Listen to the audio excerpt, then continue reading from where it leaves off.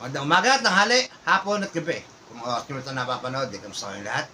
Kapuso, kapatid, kabarkada, kapamilya, mga tropa. So sana nasa safe at maayos yung kalagayan, mga tumbong, habang pinapanood itong ating munting video. Actually, kapapasok lang nitong balitan to. Ngayon lang mismo. Ako ay kasalukuyang nasa tindahan dyan sa kanto at umiinom ng soft drinks at yung babae ay natatarantak, nag-hysterical na. Si engineer daw ay hinimatay at yung asawa niya naman ay parang akay-akay si engineer.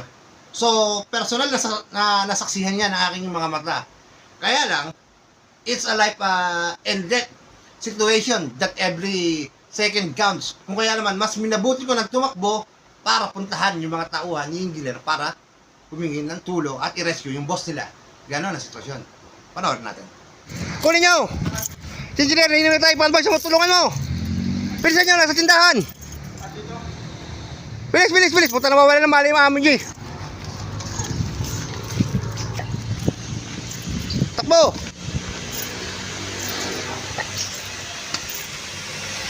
Oh.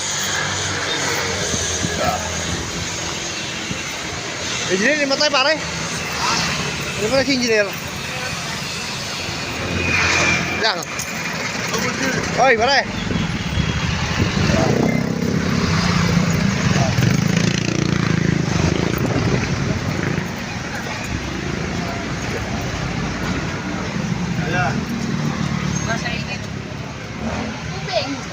Tubig na malamig. Dito yung cellphone.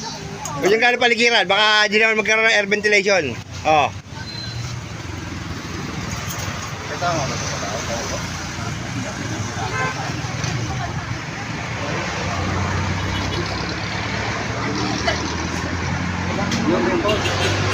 Ano ba nangyari?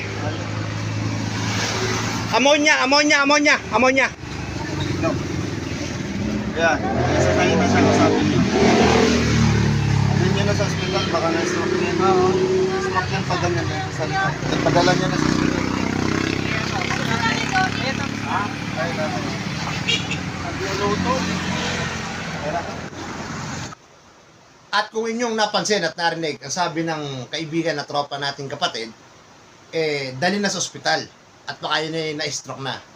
Which I really agree. Kasi at his age, malaki ang tendency and possibilities na magkaroon siya ng stroke.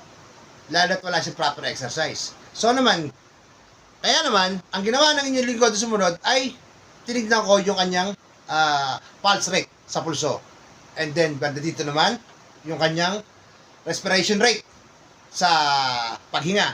At napakababa po. At paghipo ko, paghaplos ko sa kanya dito, naramdaman ko na pinapawisan siya ng malamig. So talaga namang ako ay sumakayon, ipadala na kagad sa ospital at this is a life and death situation na bawat minuto, bawat segundo ay mahalaga. Tingnan natin ang mga sumunod na pangyayari.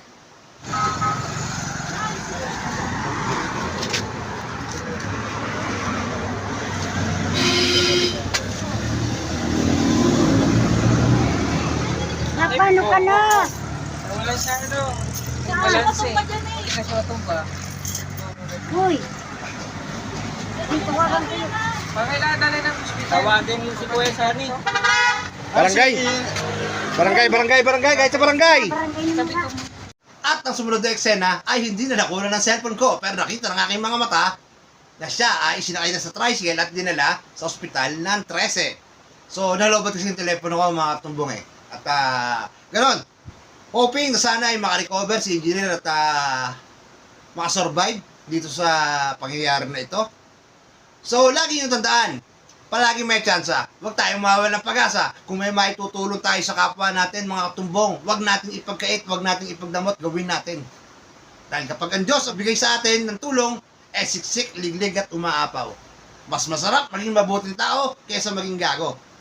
Always remember that never lose hope, always take chances because our battle of COVID-19 is not over yet. Stay safe, God bless, and peace out. Mag-ingat kayo mga katumbong at mahal ko kayo.